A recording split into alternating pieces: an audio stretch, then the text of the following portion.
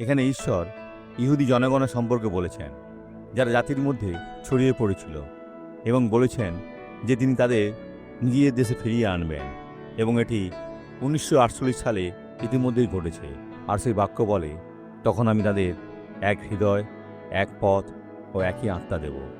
তাদের মধ্যে যারা ইতিমধ্যে সুসমাচার অনুসরণ করছে, যাতে তারা চিরকাল আমার প্রতি ভয় পায়, তাদের ভালোর জন্য এবং তাদের সন্তানদের জন্য ইসরায়েল রূপান্তরিত হবে। তুমি সেটা লিখে রাখতে পারো। যে কেউ এটা দেখার জন্য বাঁচবে, তা দেখতে পাবে। ঈশ্বর এই মহান কাজটি করবেন এবং আপনার পরিবারকেও রক্ষা করবেন। ঈশ্বর তাদের মধ্যেও মহান কাজ করবেন। আসুন এখন প্রার্থনা করি। পিতা, এই ব্যক্তিকে আশীর্বাদ করুন যিনি এখন আপনার সাথে প্রার্থনা করছেন। আমরা এই মানুষের পক্ষ থেকে আপনার সামনে এসেছি তোমার প্রতিশ্রুতি পূরণের জন্য। তুমি বলেছিলে তুমি তোমার সমস্ত লোকেদের জড়ো করবে পৃথিবীর সকল প্রান্ত থেকে। প্রভু, এখন এই লোকেদের অভিষেক করুন। আর মন্দকে বলি, চলে যাও এখনই, যিশুর নামে, আমেন।